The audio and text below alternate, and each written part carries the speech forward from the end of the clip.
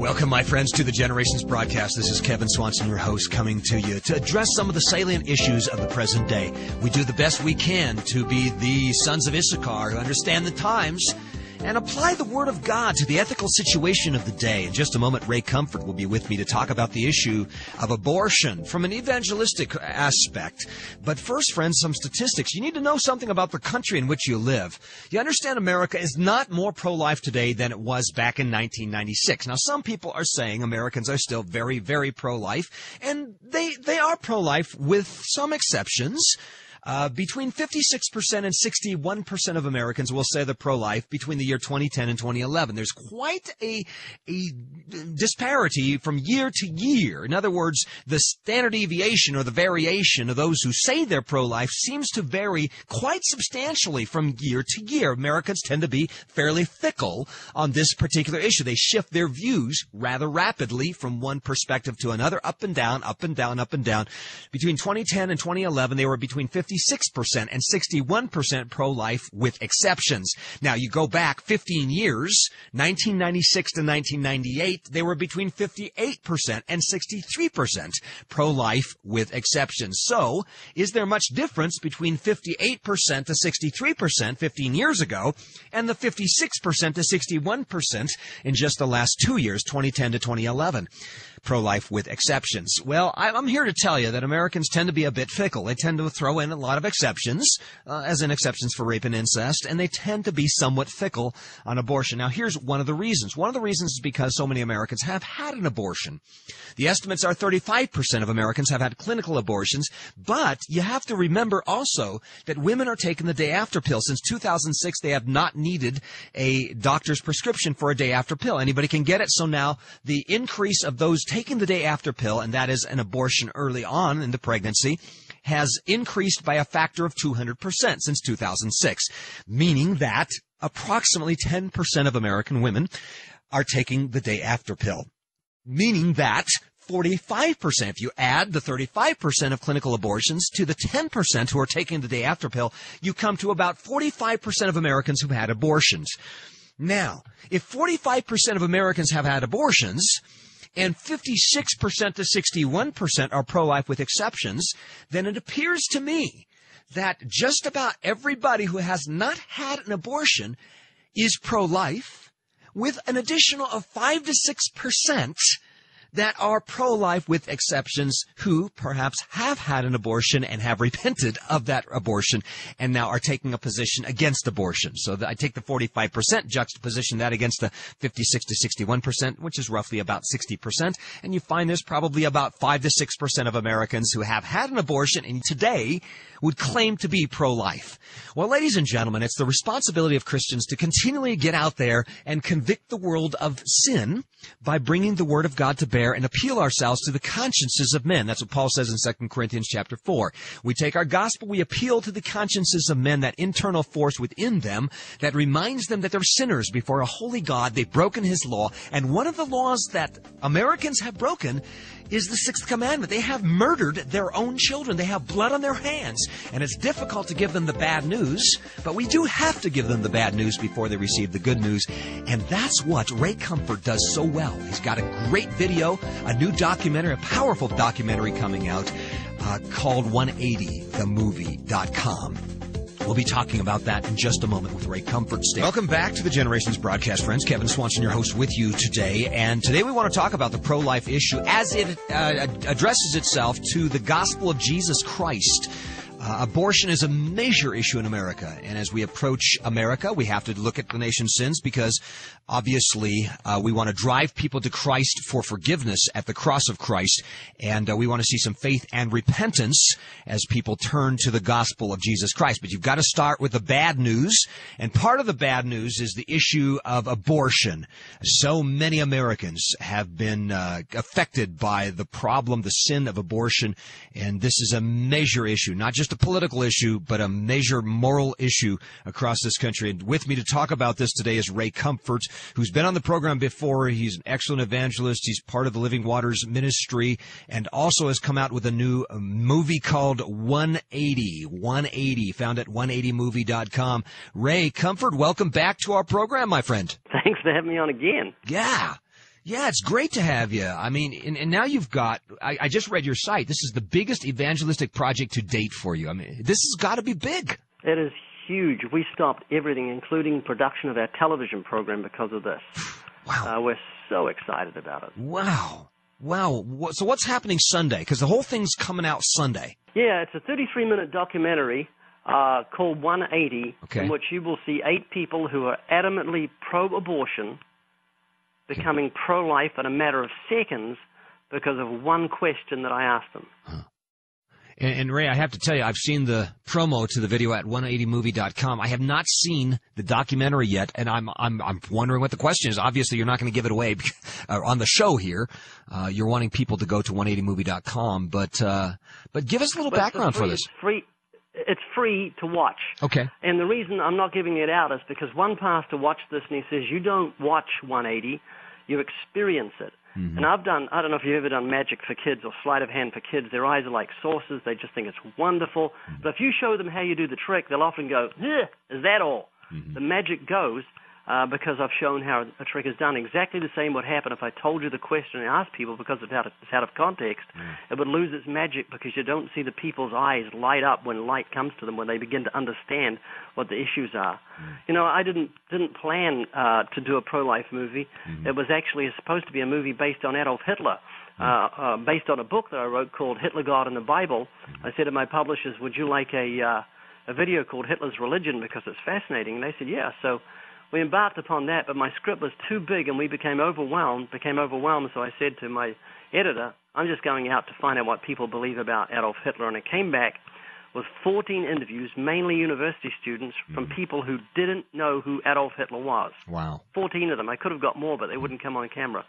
And it blew me away. And then I went out on the streets again, and I got footage from a neo-Nazi named Steve, who was anti-Jew, hated blacks, hated Jews, loved Hitler, hates America, and he's an atheist, and he's got a 14-inch blue mohawk. Mm-hmm. And just very, very colorful. And then I got another interview, a secret interview with a hidden camera with a German who hates America, who's also a Jew-hating neo-Nazi. And then I just happened, all this was unplanned footage, get a Russian Jew and talk to him, and I found out that he'd lost his mother, his father, his aunt, and his grandmother to the Nazis. So it's very, very compelling footage. Wow. It's like an emotional roller coaster. You just go all over the place with the thing. So. Yeah. But you're dealing with the real social fabric of this nation today. I mean, you're not talking about the nation back in 1930, 1950, 1970. You're looking at a cross-section of America today. Yeah, over 50 million Americans have been murdered through abortion. Yeah. And it's something we should be horrified about. Yeah. You know, years ago, someone said to me, you know that lady Fran? I said, yeah. They said, she's having an abortion. I said, you're kidding. Huh.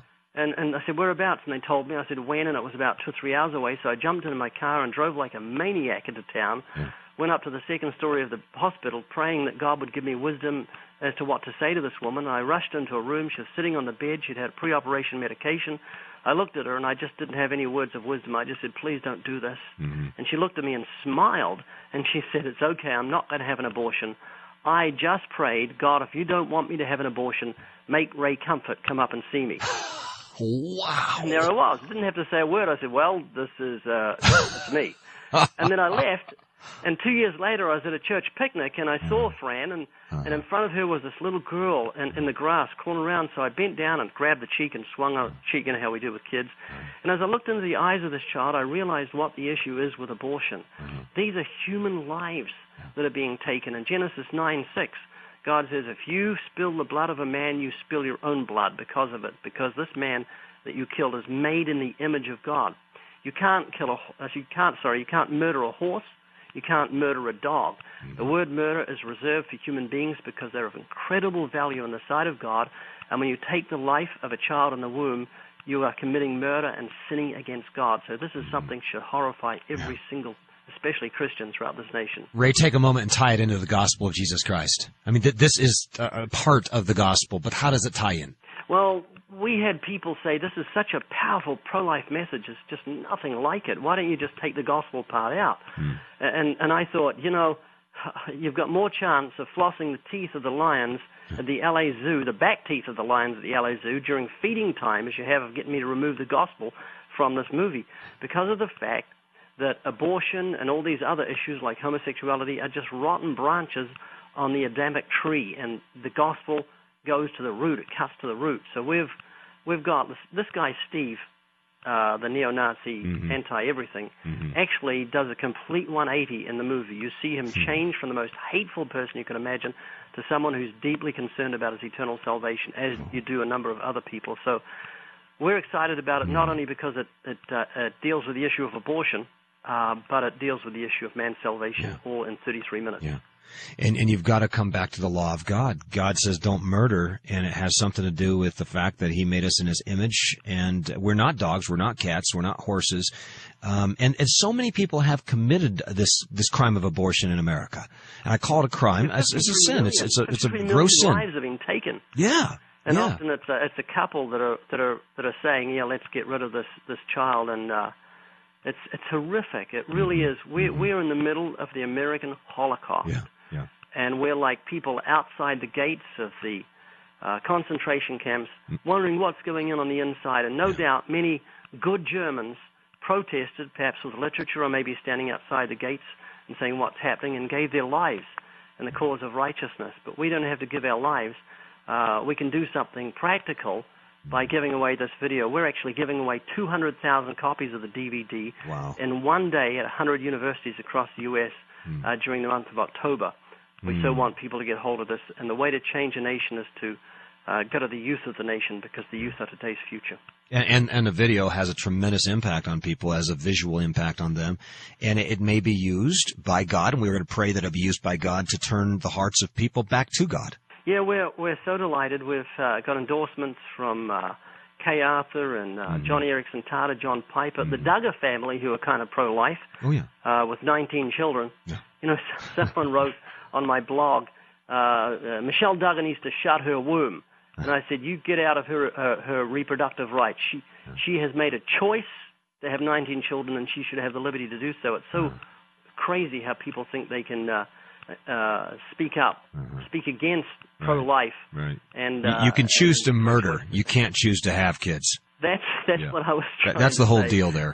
So the Duggars have been very, very supportive. We met them up in Washington, D.C. and screened 180 for all the pro-life leaders in D.C., and that was a wonderful thing. And the president of the Justice Foundation said he wept for 30 minutes after watching it. Randy Alcorn, after watching 180, sent us 50,000 copies of his book, Why Pro-Life. So we're very excited with the response. Wow. And someone wrote to me, an atheist, and said, you're a despicable little worm, which greatly encouraged me when someone resorts to an ad hominem, because they can't justify abortion. They have to attack the arguer rather than the argument. Well, why do people shift their position? I mean, we don't have to get into the question itself, but why do people shift their position on abortion? Are they ignorant about the issue? I mean, is that one of the problems here?